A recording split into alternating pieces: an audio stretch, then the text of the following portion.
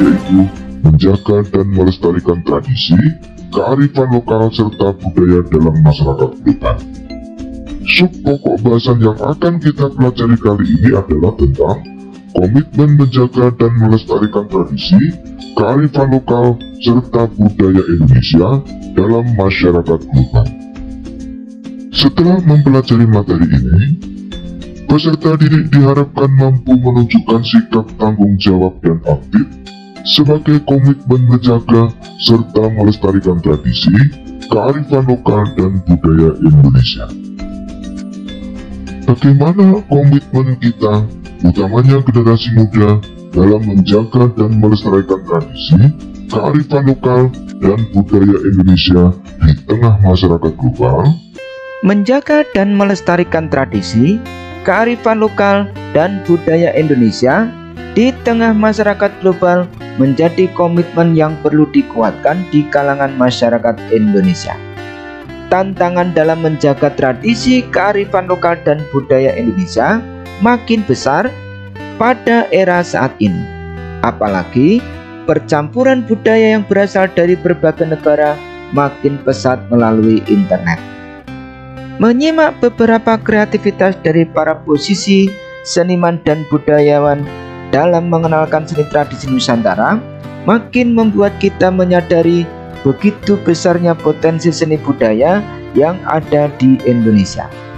Di tengah situasi global, kita dihadirkan tontonan dari berbagai negara. Tentu sangat berpengaruh pada cara pandang masyarakat terhadap seni dan budaya Nusantara. Kreativitas para musisi, seniman dan budayawan membuat kita percaya diri untuk lebih bekerja keras mengenalkan seni budaya Indonesia. Dalam konteks global, perubahan terjadi begitu cepat. Akses internet memungkinkan masyarakat di satu negara dapat terhubung dengan masyarakat di negara lain. Saat ini, koneksi internet terutama di wilayah perkotaan memungkinkan siapapun dapat berkomunikasi dengan berbagai pihak di dalam dan di luar negeri. Pesatnya perkembangan teknologi informasi dan komunikasi atau TIK pada beberapa tahun terakhir sangat berpengaruh terhadap cara pandang generasi muda. Secara positif, generasi muda terutama di wilayah yang memiliki akses internet memadai dapat belajar secara langsung melalui berbagai mesin pencari. Dengan mengetikkan beberapa kata kunci yang dibutuhkan, generasi muda dapat belajar langsung dari berbagai ahli. Kamu pun dapat belajar dengan mudah ketika ada akses internet. Adanya akses internet yang lancar memungkinkan materi-materi terkait ilmu pengetahuan sangat mudah diperoleh. Belajar mandiri dapat kamu lakukan selama mendapatkan jaringan internet. Di internet, ada ragam konten yang dapat digunakan untuk belajar.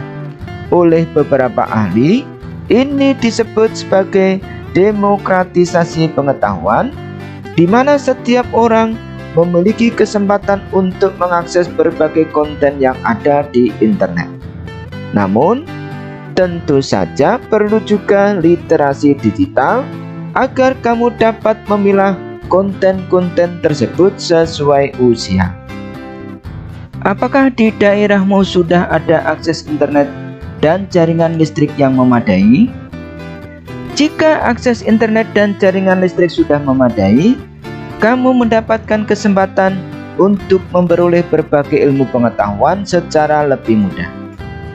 Untuk daerah-daerah yang belum memiliki akses internet dan jaringan listrik, semoga dalam waktu dekat pemerintah memiliki prioritas dalam membangun jaringan internet dan listrik di daerah.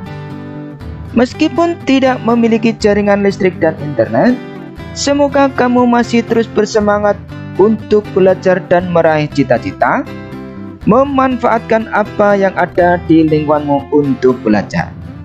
Kamu dapat belajar dengan alam dan masyarakat di sekitarmu. Perhatikan orang-orang di sekitarmu yang mampu bersekolah dan mengenyam pendidikan lebih baik. Berdiskusilah dengan mereka untuk mendapatkan inspirasi dan semangat untuk meraih cita-cita yang tinggi. Di satu sisi, generasi saat ini dimudahkan untuk mempelajari budaya global, meskipun memang masih ada ketimpangan antara wilayah perkotaan dan pedesaan. Ketimpangan tersebut menyebabkan antar wilayah belum tentu mendapatkan pendidikan yang memadai.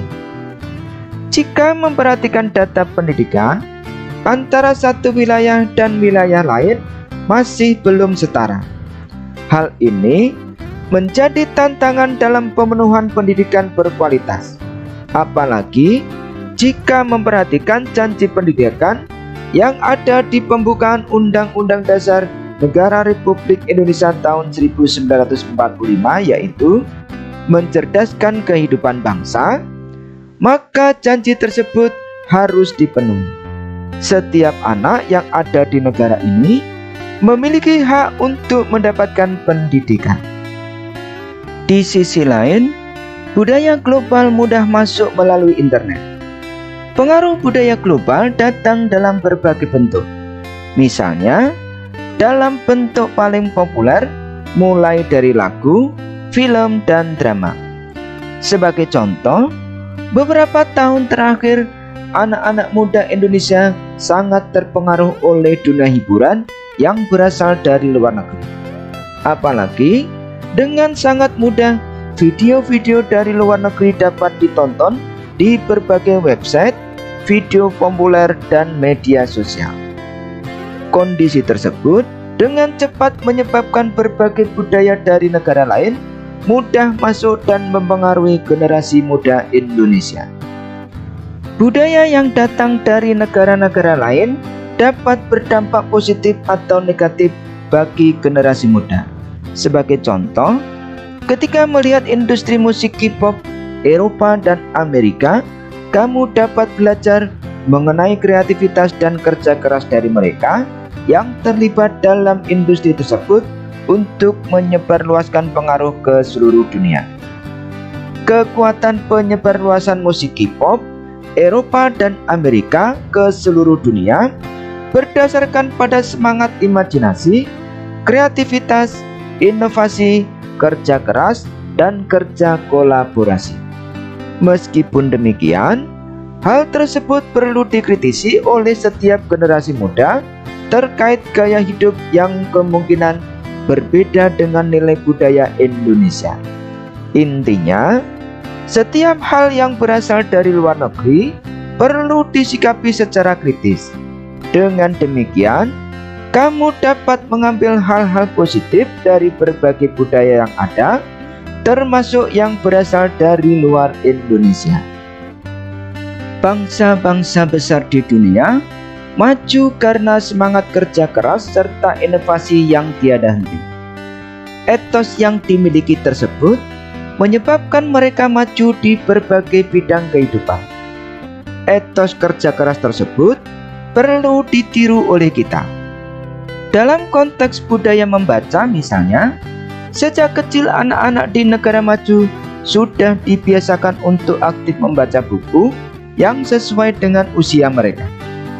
Dengan membaca buku, imajinasi mereka dibentuk, pengetahuan bertambah, dan keinginan untuk melakukan inovasi makin kuat. Selain itu, jika melihat negara-negara maju, mereka sangat disiplin dalam melakukan berbagai pekerjaan. Disiplin menjadi salah satu karakter penting yang perlu dimiliki oleh peserta didik. Mulai dari bangun hingga tidur, semua dilakukan dengan waktu yang sesuai. Ketika belajar, bersemangat dan fokus. Sikap mental tersebut perlu ditiru oleh semua peserta didik. Bagaimana cara yang efektif untuk melestarikan bahasa daerah di kalangan generasi muda? Bahasa merupakan bagian penting untuk berkomunikasi dan mewariskan pengetahuan-pengetahuan masa lampau. Oleh karena itu, memahami bahasa daerah menjadi salah satu hal yang perlu dikuatkan di kalangan generasi muda. Dalam artikel berita yang ditulis oleh Sinaga di Harian Kompas pada tanggal 21 Februari 2023 disebutkan Indonesia memiliki 718 bahasa daerah sehingga menjadi negara dengan bahasa terbanyak kedua di dunia setelah Papua Nugini. Meskipun demikian, banyak bahasa mengalami kemunduran, kritis, bahkan terancam punah karena jumlah penuturnya makin berkurang. Kelestarian bahasa ibu atau bahasa daerah memang sangat bergantung pada masyarakat yang menuturkannya dalam kehidupan sehari-hari.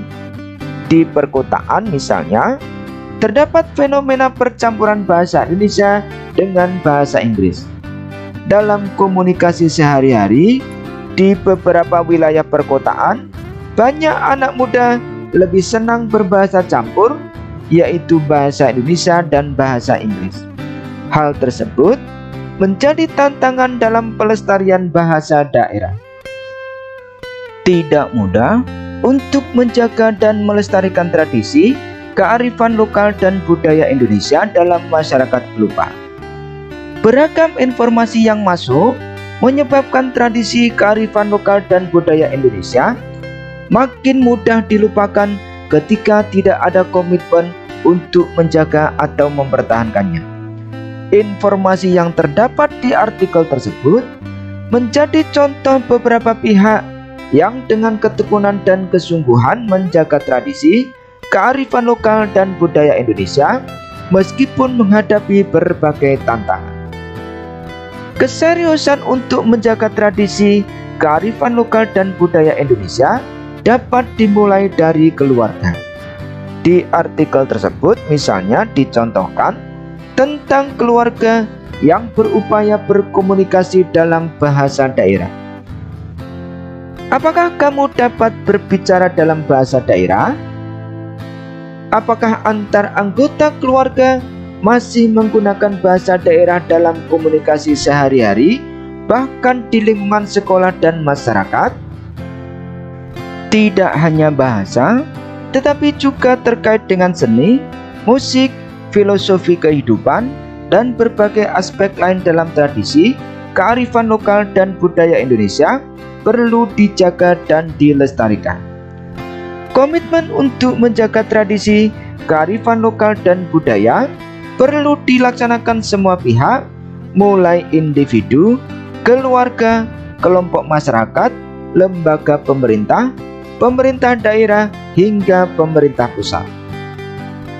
Peran pemerintah pusat dan pemerintah daerah antara lain membuat aturan yang memberi perhatian terhadap pelestarian tradisi, kearifan lokal dan budaya Indonesia. Sebagai contoh, di Kabupaten Batubara, Sumatera Utara, terdapat peraturan daerah atau Perda tentang pelestarian dan perlindungan budaya tempatan.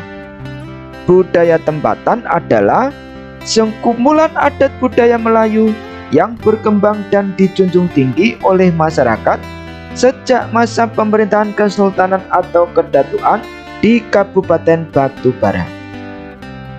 Dalam aturan tersebut dijelaskan peran pemerintah daerah antara lain 1. Pendidikan dan pelatihan di bidang kebudayaan. 2. Standarisasi dan sertifikasi sumber daya manusia kebudayaan sesuai kebutuhan dan tuntutan. 3. Fasilitasi peningkatan kapasitas tata kelola lembaga kebudayaan dan pranata kebudayaan. 4. Peningkatan kerjasama dengan lembaga kebudayaan. Serta 5. Intensifikasi koordinasi antar instansi bidang kebudayaan di daerah. Dalam peraturan tersebut disampaikan pula peran masyarakat antara lain 1. Pencatatan dan pendokumentasian. 2. Pemutakhiran data. 3. Pengamanan, pemeliharaan, dan penyelamatan objek pelestarian dan perlindungan budaya tempatan. 4. Publikasi terhadap informasi yang berkaitan dengan inventarisasi, pengamanan, pemeliharaan, dan penyelamatan. 5. Pengembangan dan pemanfaatan objek pelestarian dan perlindungan budaya tempatan. dan atau 6. Pemberian penghargaan. Keberadaan aturan tersebut menjadi salah satu bentuk komitmen dalam menjaga salah satu tradisi, kearifan lokal dan budaya daerah. Coba tanyakan kepada guru, orang tua atau cari di internet, apakah ada peraturan daerah yang mengatur tradisi, kearifan lokal dan budaya di daerah? Selain itu, di tingkat pemerintah pusat, terdapat peraturan pemerintah nomor 1 tahun 2022 tentang registrasi nasional dan pelestarian cagar budaya. Pada peraturan pemerintah tersebut, dinyatakan bahwa cagar budaya adalah warisan budaya bersifat kebendaan berupa benda cagar budaya, bangunan cagar budaya, struktur cagar budaya, situs cagar budaya, dan kawasan cagar budaya di darat dan atau air yang perlu dilestarikan keberadaannya karena memiliki nilai penting bagi sejarah, ilmu pengetahuan, pendidikan, agama, dan atau kebudayaan melalui proses penetapan. Menjaga cagar budaya menjadi salah satu komitmen menjaga warisan budaya Indonesia. Peran pemerintah menjadi sangat penting untuk menjaga dan melestarikan budaya karena pemerintah memiliki kewenangan dan anggaran. Selain pemerintah, masyarakat memiliki kontribusi dalam menjaga cagar budaya di wilayah masing-masing. Kamu sebagai pelajar juga memiliki kewajiban menjaga dan melestarikan cagar budaya. Cara mudah yang dapat kamu lakukan dalam menjaga dan melestarikan cagar budaya antara lain berkunjung, membagikan kegiatan kunjungan di media sosial, tidak melakukan vandalisme, dan ikut dalam kegiatan relawan dalam usaha pelestarian cagar budaya. Gambar di samping merupakan cagar budaya Muaro Jambi. Candi Muaro Jambi adalah situs arkeologi yang terletak di Provinsi Jambi. Menurut penjelasan Dinas Kebudayaan dan Pariwisata Provinsi Jambi, kompleks candi ini memiliki luas sekitar 3.981 hektar dan terdiri atas sekitar 12 candi besar dan ratusan candi kecil. Candi-candi di kompleks ini dibangun pada abad ke-7 hingga ke-14 Masehi dan menjadi saksi bisu kejayaan kerajaan Melayu kuno. Cagar budaya menjadi bagian penting bagi pembelajaran generasi saat ini terkait tradisi, kearifan lokal dan budaya masyarakat. Komitmen menjaga dan melestarikan tradisi, kearifan lokal dan budaya dalam masyarakat tidak terjadi otomatis, tetapi melalui berbagai proses pendidikan. Bentuk komitmen terhadap pelestarian tradisi, kearifan lokal dan budaya di Indonesia salah satunya adalah melalui Undang-Undang Republik Indonesia Nomor 5 Tahun 2017 tentang Pemajuan Kebudayaan. Pemajuan kebudayaan diartikan sebagai upaya meningkatkan ketahanan budaya dan kontribusi budaya Indonesia di tengah peradaban dunia melalui perlindungan, pengembangan, pemanfaatan, dan pembinaan kebudayaan. Lebih lanjut, upaya-upaya tersebut dilakukan melalui berbagai strategi dan inovasi yang dilakukan untuk tujuan memajukan objek pemajuan kebudayaan. Pada laporan sosial budaya Badan Pusat Statistik atau BPS tahun 2021, dibahas mengenai 8 objek pemajuan kebudayaan yaitu seni, pengetahuan tradisional atau warisan budaya, tradisi lisan, bahasa, permainan rakyat, olahraga tradisional, upacara adat, serta produk tradisional yang dilihat berdasarkan partisipasi dari masyarakat. Mari kita pelajari 8 objek pemajuan budaya tersebut. 1. Pertunjukan seni. Seni pertunjukan merupakan cabang kesenian yang melibatkan perancang, pekecer teknis dan penampil atau performers yang mengolah, mewujudkan dan menyampaikan suatu gagasan kepada penonton atau audiens, baik dalam bentuk lisan, musik, tata rupa, ekspresi, dan gerakan tubuh atau tarian. Kemenparekraf 2014. Dalam situasi pandemi, pemerintah berupaya bekerja sama dengan para pelaku seni mewujudkan Pekan Kebudayaan Nasional yang dapat diakses bebas melalui laman www.pkn.id.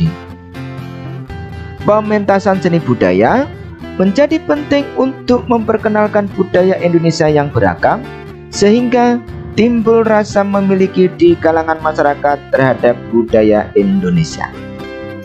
2. Peninggalan sejarah atau warisan budaya.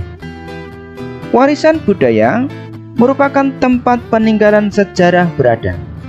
Warisan budaya tersebut dapat berupa cagar budaya. Warisan budaya ini perlu dilestarikan karena memiliki nilai penting terkait sejarah, ilmu pengetahuan, pendidikan, agama, dan kebudayaan. Masyarakat pun mendatangi cagar budaya baik untuk rekreasi ataupun mempelajari budaya masa lalu. Di situasi pandemi, ketika masyarakat tidak dapat berkunjung secara langsung, pemerintah mengadakan kunjungan virtual. Beberapa dapat diakses melalui website seperti layanan virtual Borobudur, borobudurvirtual.id, virtual tour Museum Manusia Purba Sangiran, kebudayaan.kemdikbud.go.id/virtualmuseum/id/index.html, dan Museum Nasional Virtual Tour. 3. Tradisi lisan. Tradisi lisan dapat diartikan sebagai tuturan yang diwariskan secara turun-temurun oleh masyarakat, antara lain sejarah lisan, dongeng, rapalan, pantun, dan cerita rakyat. Selain itu, cerita rakyat atau dongeng yang dimaksud tidak hanya terbatas pada buku yang tercetak, bisa juga cerita rakyat atau dongeng yang belum tercetak yang diwariskan turun-temurun secara lisan. 4. Bahasa. Bahasa merupakan media komunikasi antar manusia, baik berbentuk lisan, tulisan, maupun isyarat. Di Indonesia, terdapat ragam bahasa daerah. Berdasarkan data BPS, pada tahun 2021, lebih dari separuh penduduk berumur 5 tahun ke atas menggunakan bahasa daerah, baik di rumah sebesar 73,07%, maupun dalam pergaulan sebesar 60,57%. 5. Olahraga tradisional. Ada ragam olahraga tradisional di Indonesia, antara lain pencak silat, balap sapi atau kerbau atau kuda, sepak takraw, dan olahraga dayung. Berdasarkan jenisnya, menurut data BPS pada tahun 2021, olahraga tradisional yang paling banyak diminati oleh penduduk berumur 5 tahun ke atas adalah pencak silat dengan presentasi sekitar 0,72%. 6. Permainan tradisional. Permainan tradisional di Indonesia ada begitu banyak. Beberapa permainan yang digemari anak-anak seperti gobak sodor, petak umpet, kelereng, layang-layang, tarik tambang, panjat pinang, gasing, petang umpet, bola bekel, lompat karet, dan lain sebagainya. Coba sebutkan, apakah ada permainan tradisional yang ada di daerahmu atau yang masih kamu mainkan? 7. Produk tradisional. Indonesia memiliki beragam produk tradisional yang mencakup kerajinan tradisional, busana daerah atau tradisional, metode penyihatan tradisional, dan obat tradisional. Salah satu yang banyak digunakan oleh masyarakat adalah jamu. Menurut laporan Kementerian Perdagangan, jamu merupakan obat tradisional Indonesia yang telah menjadi bagian dari budaya masyarakat Indonesia. Dengan minum jamu, diharapkan dapat menjaga kesehatan, kebugaran, dan merawat kecantikan. Selain itu, herba tradisional pun makin banyak menjadi salah satu pilihan masyarakat. 8. Upacara adat. Upacara adat bersifat sakral dan mengandung nilai moral dalam tingkat rangkaian kegiatannya. Beberapa contoh upacara adat yaitu ngaben, grebeg maulud, seren tahun, wotonan, dan bakar batu. Jika memperhatikan hal tersebut, terlihat bahwa Indonesia memiliki kekayaan budaya yang luar biasa. Namun, nampak juga bahwa kekayaan tersebut belum dijadikan potensi unggulan dari bangsa ini. Bahkan dalam beberapa tahun ini, generasi muda lebih mengenal budaya bangsa-bangsa lain di dunia. Dari segi kuliner misalnya, negara-negara lain di dunia memanfaatkan kuliner yang dimiliki sebagai bagian dari diplomasi budaya. Bagi yang tinggal di wilayah perkotaan, coba sekali-kali kamu observasi. Di mal atau tempat perbelanjaan, ada berapa kuliner yang berasal dari negara lain? Ada kuliner dari Jepang, Korea Selatan, Malaysia, Thailand, Vietnam, Amerika Serikat, Italia, Inggris, dan negara-negara lain. Lalu, coba perhatikan ada berapa kuliner yang berasal dari negeri sendiri. Coba bandingkan antara kuliner dari Indonesia dan dari negara lain. Sejak tahun 2018, Kementerian Pariwisata Indonesia membuat program gastrodiplomasi dengan judul Co-Branding Diaspora Restoran Indonesia. Pada tahun 2019, Kementerian Pariwisata membuat 3 strategi. Pertama, menetapkan national food yang sudah populer di media massa dunia. Rendang, nasi goreng, dan sate serta soto dan gado-gado misalnya menjadi national foods.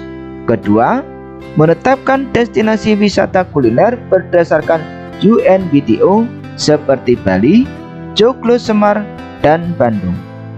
Ketiga, melakukan co-branding atau merek bersama dengan restoran Indonesia diaspora di mancanegara. Ini yang kita lakukan saat ini dengan merangkul 100 restoran Indonesia diaspora di mancanegara. Indonesia dengan keragaman kuliner lokal perlu lebih bersemangat dalam mengenalkan kuliner lokal ke dunia internasional.